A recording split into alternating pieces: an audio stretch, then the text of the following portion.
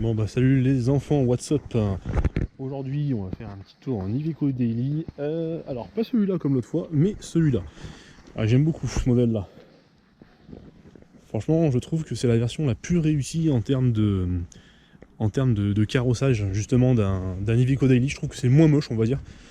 Et en plus de ça c'est une forme qui est assez aérodynamique, donc du coup ça tient plutôt bien la route, contrairement aux autres machins qui sont un peu des tanks. Bon là il est un peu crade, excusez, parce que là il commence à neiger, donc les routes sont très salées. Mais voilà, vous avez celui-là à gauche qui est vachement cubique, Made in VXL n'est-ce pas? Et à droite on a celui-là, qui est quand même beaucoup plus stylé moi je trouve. Hein. Allez go, donc là pour l'ouvrir on a une télécommande.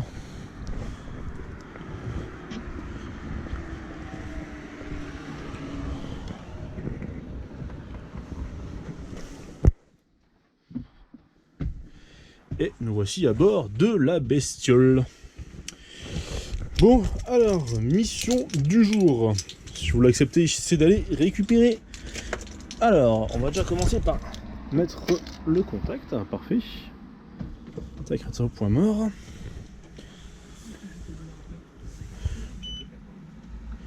Bon, on a l'interface classique de chez Iveco. Donc là-dessus, pas de surprise. Ceux qui ont ma vidéo sur l'autre...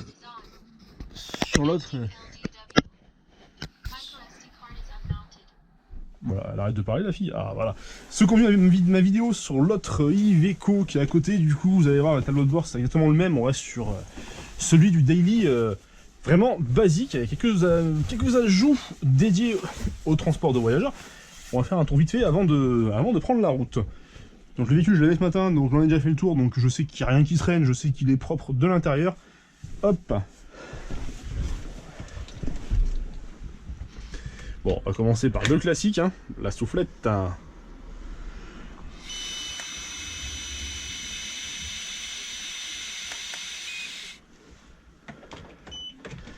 Je suis sobre.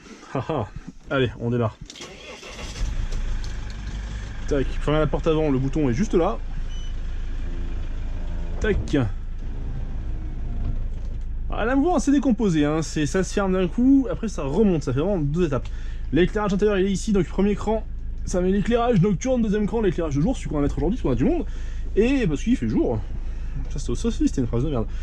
Allez, ventilation avant, la même que sur le Daily classique, le ralentisseur qui est là, bien pratique, en plus il marche du tonnerre. Le chauffage arrière, by Webasto, donc moi je l'avais réglé à 22 tout à l'heure, on va mettre un cran, tac. Voilà, comme ça. On peut aussi activer le Webasto pour le moteur à l'avant, voilà. Et ben on est prêt à partir, pardon. Mettre ma ceinture quand même. Faisons les choses correctement. Hop, on va quand même mettre les feux de position de manière à avoir le contour éclairé. Yes, super. Donc là il est 10h53, on doit être à 11h à l'office de tourisme qui est très proche d'ici. Pour récupérer nos clients, en fait on fait une navette pour donc le marché en fait de Bordoisan. Donc tous les samedis il y a le marché qui se tient à Bordoisan, et nous on fait une navette pour ramener en fait les habitants de Venosque sur le marché pour profiter un petit peu des joies de ce dernier. Donc voilà, donc là on va les récupérer à 11h pour les ramener chez eux.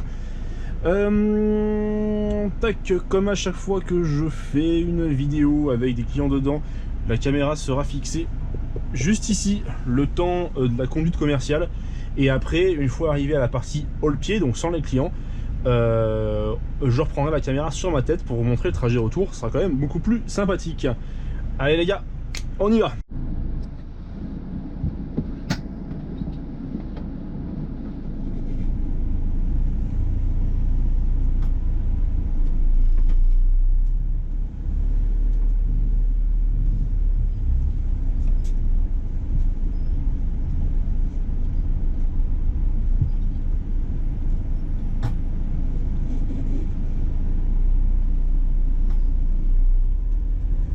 C'est parti.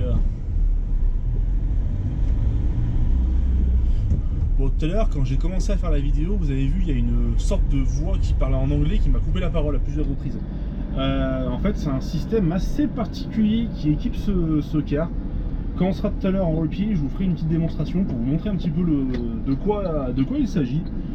Honnêtement, c'était la première fois que je voyais ça sur un cas. Donc pareil, hein, comme à chaque fois, si parmi vous il y en a dans les commentaires qui ont une idée sur vraiment la fonction précise de ce truc là, dites-le moi, je suis preneur de toute information à ce sujet. Bon là c'est le marché, donc il y a toujours un petit peu de monde. En plus il y a la bourse au ski à votre droite, donc du coup c'est un peu le bazar.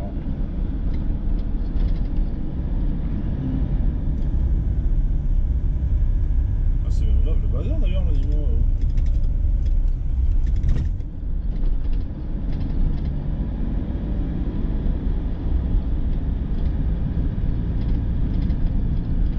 On va pas tarder à arriver à l'arrêt. Du coup, dès que je charge les clients, je vais couper ma caméra. Et je reprendrai la vidéo en arrivant sur les derniers arrêts.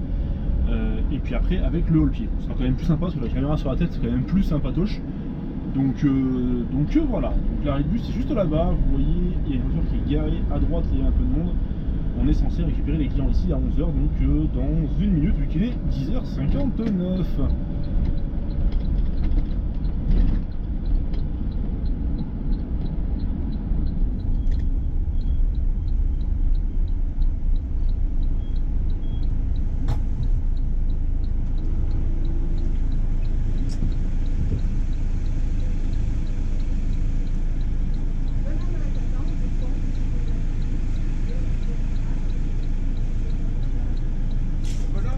Ouais. Ouais, d'accord. Là, je vais saluer. Et bah allez, ça marche. A few moments later. Bon, tout le monde est là, hein? A priori, Ouais, hein, faut le croire. Bon, bah allez, go. c'est complet. Si on en voit un qui court, on saura pourquoi. Bon, allez.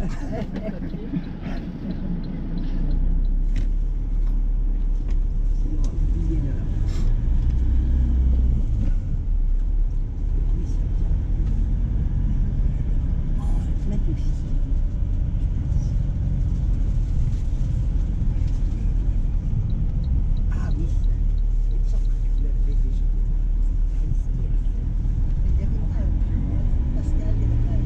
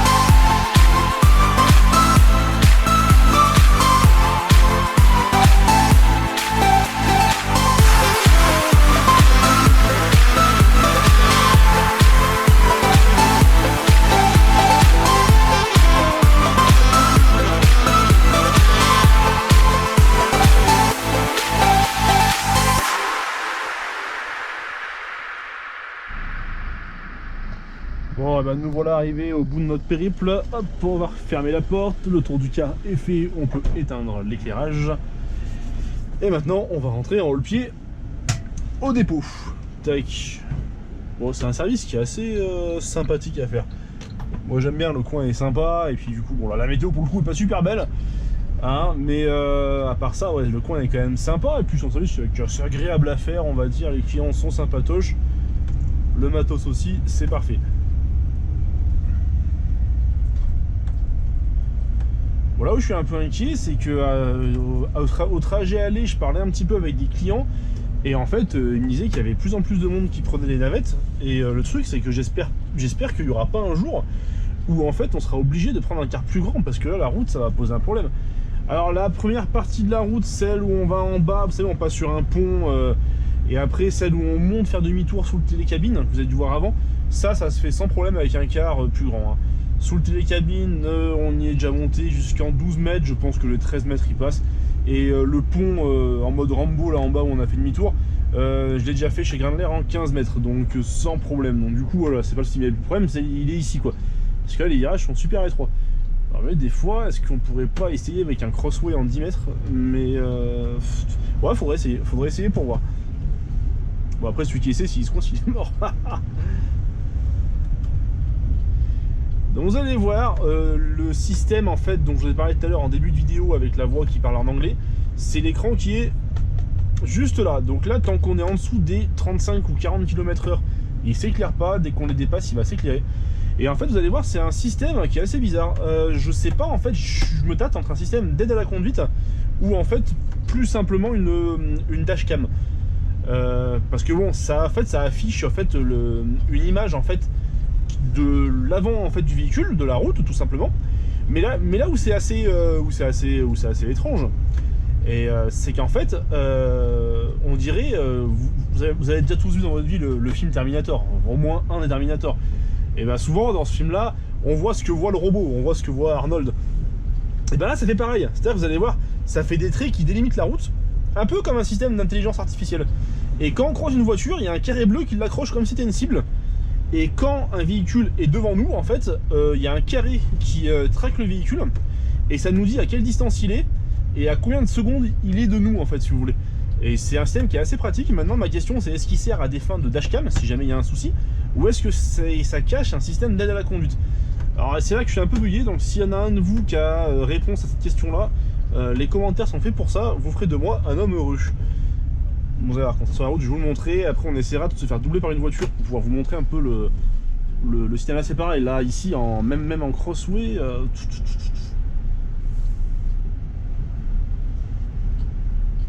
En Tourino, ça passe. Mais après en mode, je sais pas.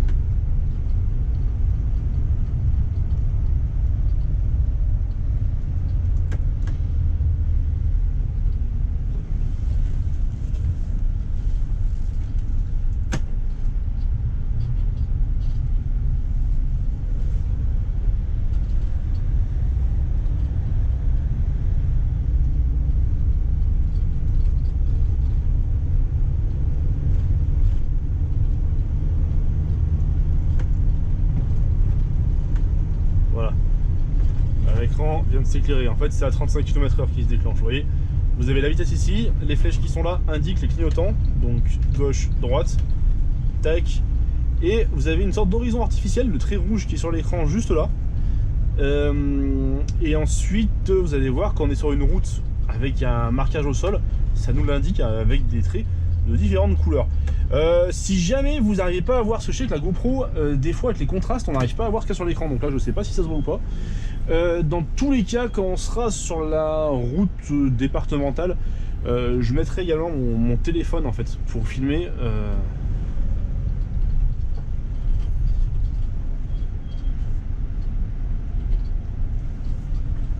Merci bien. pour filmer que l'écran en fait du système, ça permettra peut-être des fois d'y voir plus clair. Parce que quand on regarde ce qui est écrit dessus, on dirait que c'est écrit Audiobus. Audiobus, mais si on cherche Audiobus sur internet, c'est un système de connecteur pour faire de la composition musicale sur ordinateur. Voilà, le ralentisseur est super efficace sur ce tir. Vous voyez là, je suis à 2 crans, 3 crans, 4 crans. Déjà là, il s'arrête. Et pour le fun, je suis déjà à fond. Je crois qu'il y avait un cran en plus, les gars. Bon, voilà. Non, mais il freine bien. Franchement, il freine super bien. Et ça, c'est super agréable à conduire. Des fois, je me dis que le mec qui veut acheter un car pour en faire un camping-car, ça, c'est un bon tarot. Hein. Ça passe de partout. Et ça va bien. On en fait tout ralentisseur. Hein. Hop, tac, il y a encore un cran. Là, pendant ce temps-là, on met la seconde. Vous voyez, il n'y a même pas à toucher au frein. Bon, sauf s'il y a un véhicule qui arrive, évidemment. Hein.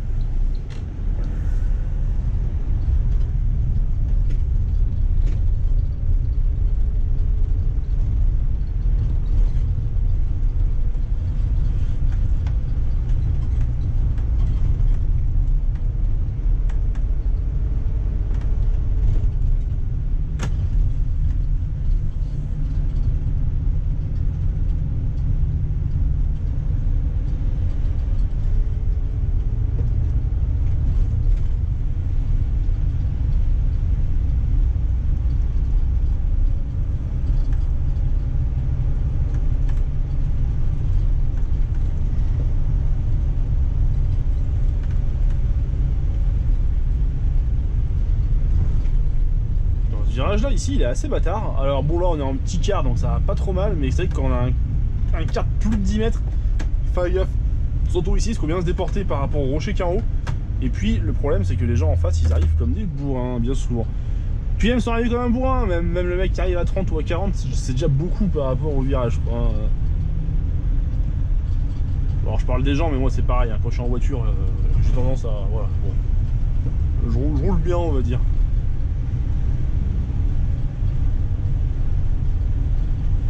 Je sais pas si vous voyez là, il y a une ligne verte qui est là et jaune. Alors je pense que vert ça veut dire qu'on est dans les clous. Je pense que jaune c'est qu'il n'arrive pas à trouver la ligne. Et vous voyez si je mords, regardez je mords, ça devient rouge.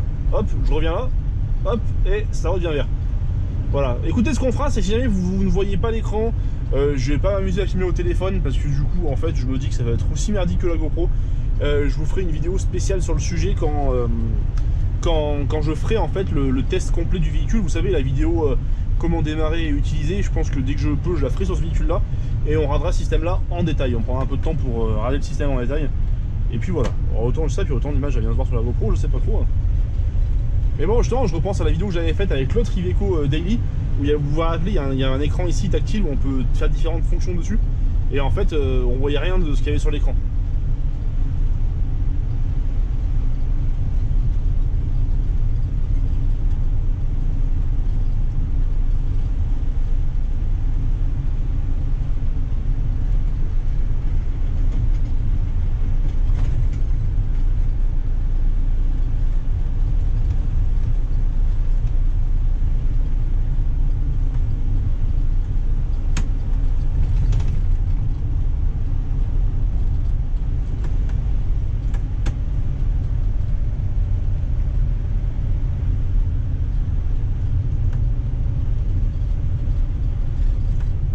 Profite de vous avoir ici pour vous parler de trois infos par rapport à la chaîne.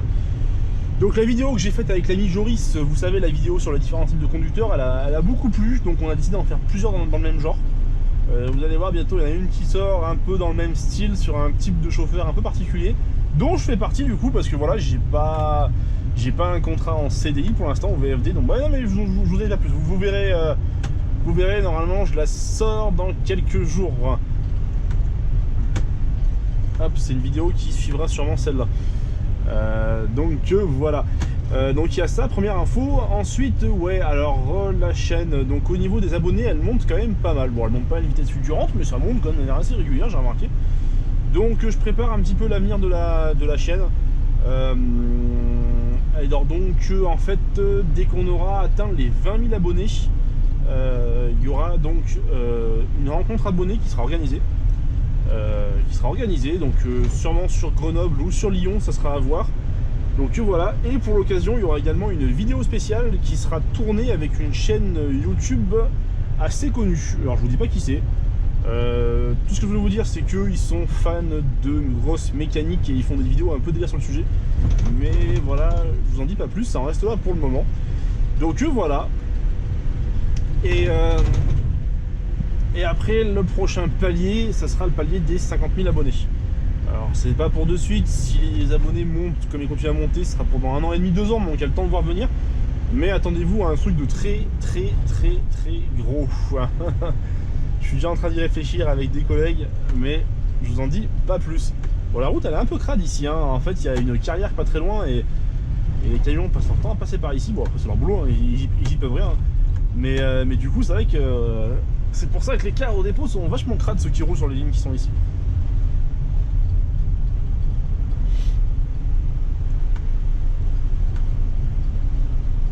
Bon, et après aussi, petite information, cet hiver, donc comme vous le savez, au VFD, on fait les navettes du Club Med de l'Alpe d'Huez. Enfin, on fait les navettes, on fait les services du moins, donc pour les amener aux différents aéroports. On fait l'aéroport de Lyon, de Grenoble et de Genève notamment. Et en fait, de manière à monter un petit peu en gamme au niveau des véhicules, parce que bon, là en fait, jusqu'à maintenant, on a engagé des Bova et des Iliad sur ce service-là. Là maintenant, on est monté un cran en gamme en mettant à la place des Evadis. Alors, les Evadis sont moins équipés, que les Bova FHD, c'est clair. Voilà, mais ils ont quand même un look beaucoup plus, on va dire, récent. Voilà, ce sont des véhicules qui marchent bien, qui sont confortables malgré tout, hein, malgré leur niveau d'équipement dédié avant tout à la ligne interurbaine. Ça n'empêche pas que ça fait quand même des bons véhicules pour faire un peu d'excursion. Donc voilà, et là normalement on va mettre en service, alors j'insiste sur le conditionnel, mais on va dire que c'est sûr à 80%, deux Cetra 415 GTHD, dont un qui serait en double essieu, donc en au moins 14 mètres en longueur. Et donc autant vous dire que j'ai sacrément hâte de pouvoir en essayer un des deux et faire une vidéo sur le sujet, parce que bon, c'est un peu une marque que j'adore, et d'autant plus que ça fait depuis un long moment que j'ai pas conduit de 15 mètres. Voilà, les derniers, ça remonte à l'époque où j'étais chez Grimler. Donc du coup, voilà.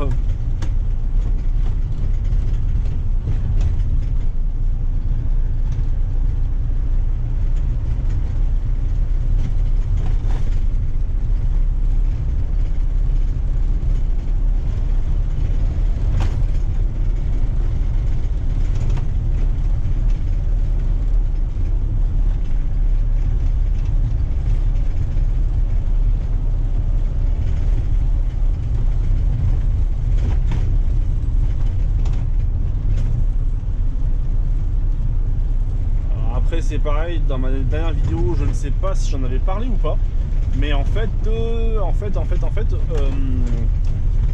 voilà, en fait, il y a beaucoup de gens qui m'ont demandé, il y avait des gens qui me demandaient de faire des vidéos avec un angle plus large et d'autres avec un angle moins large. Alors en fait, j'ai testé la GoPro, maintenant ça va faire maintenant bientôt un mois que je l'ai, donc en un mois j'ai pu la tester, et en fait j'ai défini ce qui suit.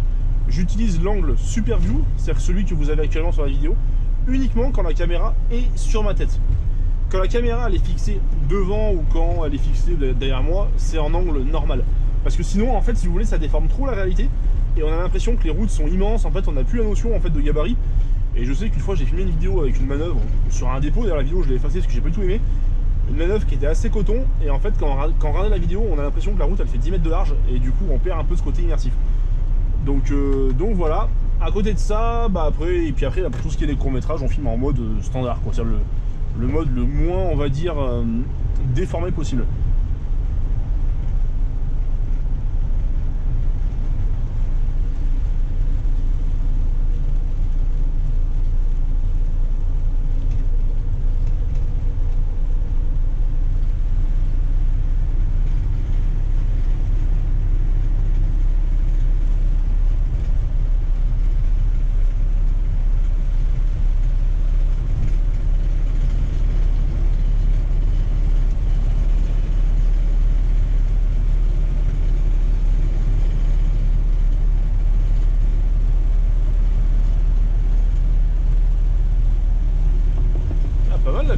C'est pas du plastique, hein, c'est un truc rembourré. Yes, Mercedes frère. Bon, on arrive sur la route principale, je vais essayer de trouver un véhicule qu'on pourrait suivre de manière à vous montrer le système. Alors, autant je dis ça, et puis vous, derrière votre écran, vous savez que depuis un quart d'heure, on voit rien sur l'écran, donc du coup, ça servira à rien. Et comme on dit, un qui ne tente rien, n'a rien. Ah, il y a un marqué le stop. Tac. Oh, je l'avais pas vu. Et on y va. Alors, des fois, ça peut être long, des fois, ici. Hein. Des fois, on passe un petit moment. Ah, parfait. Un véhicule qui arrive. On va pouvoir le suivre. Ouais, c'est parfait. Nickel. Enfin, on va le suivre.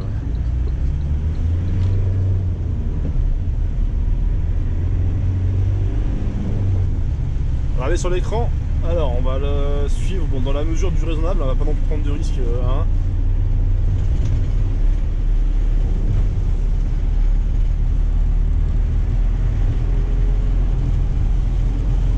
Voilà, donc là, on s'en rapproche tout doucement.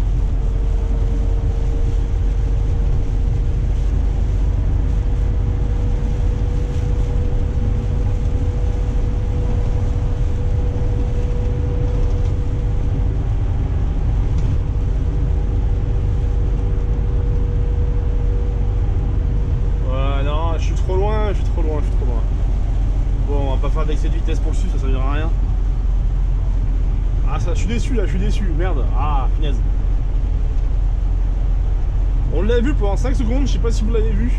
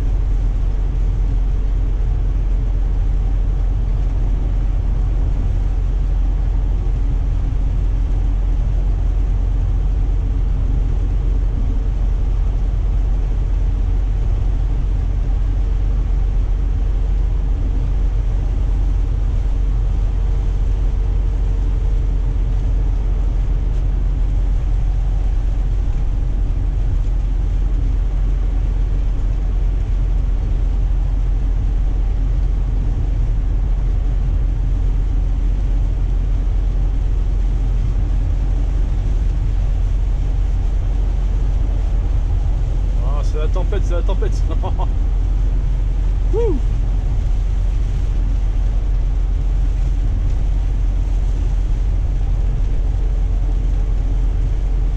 Là, juste après, moi, je reprends mon service, je suis à 3000 avec un Neva 10. Ah, je pense que s'il y a du vent, ça va être sympa. Ça risque de tanguer un tout petit peu quand même. Hein. Ouh là là. Hop, nous voilà de retour à Bourdoisan. Oh, Bourdoisan, excusez-moi, excusez-moi.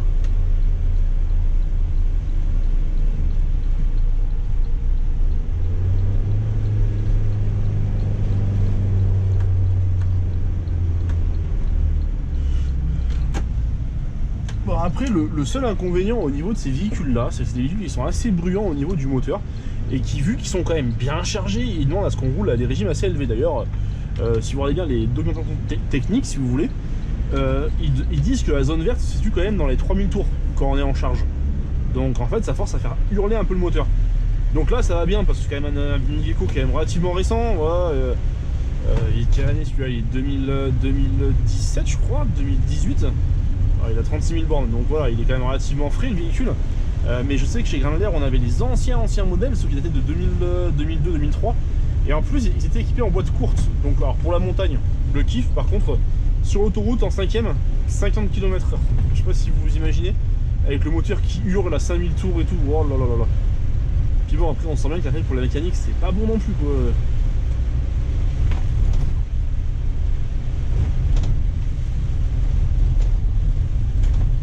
Bon, bah, nous voilà de retour.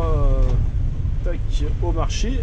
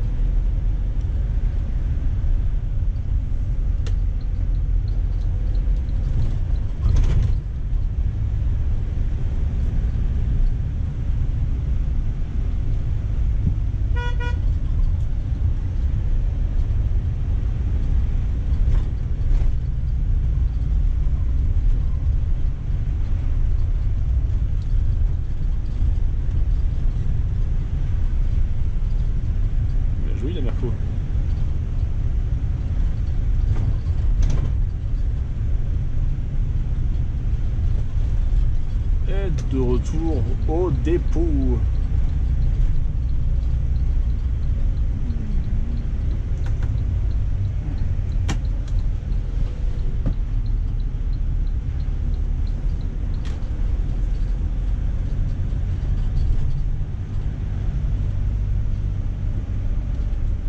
Vous voyez là-bas, la petite cruiser, elle est à moi, je cherche à la vendre, donc si y a un mec qui est intéressé, n'hésitez pas, hein, du coup. Hein, voilà, pour 2000 €, elle est à vous, toute révisée, toute nickel, toute propre, hein, voilà.